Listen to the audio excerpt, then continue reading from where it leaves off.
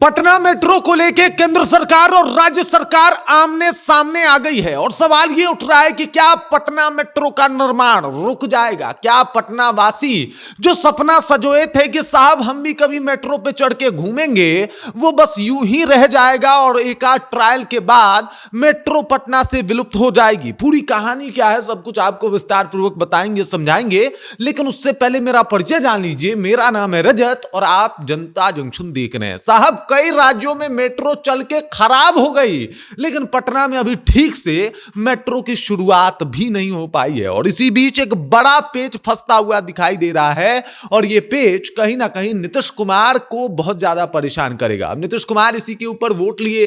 नीतीश कुमार ने पूरा उद्घाटन करके दिखाया कि साहब चुनाव से पहले देखो साहब मैंने मेट्रो चलवा दिया और यह सब कुछ ताकि लोगों को दिखा के वोट लिया जा सके। वोट मिला भी, नीतीश कुमार फिर से जो है वो सरकार में आ भी गए, लेकिन एक जगह ऐसा पेच फंसा है जिसके ऊपर नीतीश कुमार को भी विचार करना पड़ेगा, क्योंकि केंद्र सरकार भी अभी विचार ही कर रही है। दरअसल आपको बता दूं कि पटना मेट्रो का निर्माण राजेंद्र नगर के पास रोक दिया गया है।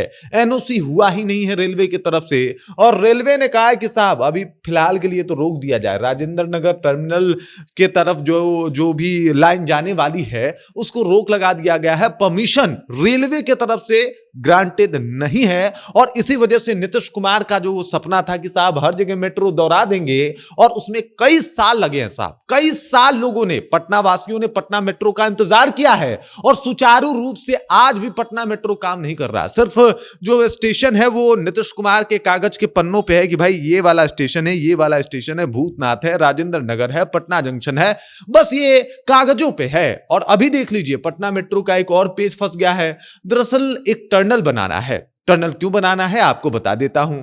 जो पटना राजेंद्र नगर रेलवे स्टेशन है उसके पटरियों के नीचे से, जो पटना ये आप राजेंद्र नगर स्टेशन देख रहे हैं, अब इसके पटरियों के नीचे से एक टनल बनाना है जहां से मेट्रो गुजरेगी।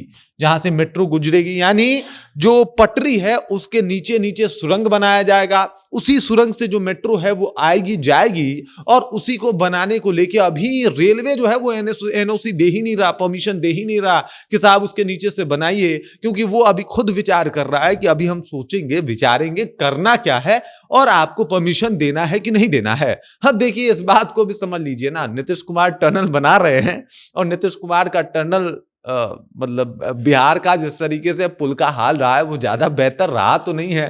केंद्र सरकार भी किस तरीके भरोसा करे इसके ऊपर चर्चा होनी तो भाई लाजमी सी बात है।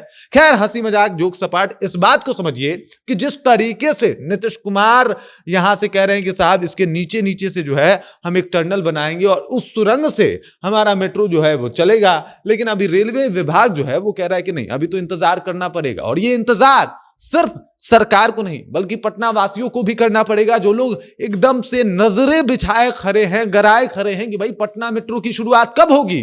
उनको अभी और थोड़ा बहुत इंतजार करना पड़ेगा क्योंकि राजेंद्र नगर के पास मामला फंसा हुआ है। बाकी इस खबर, इस जानकारी को लेके और जिस तरीके से भी पटना में मेट्रो चल रहा है, क्या उससे आप संतुष्ट हैं? क्या वो सुचारू रूप से काम कर रहा है? कमेंट करके अपना विचार हम तक पहुंचा दीजिए। बाकी आप देख रहे हैं जनता जंक्शन और मेरा नाम रजत है।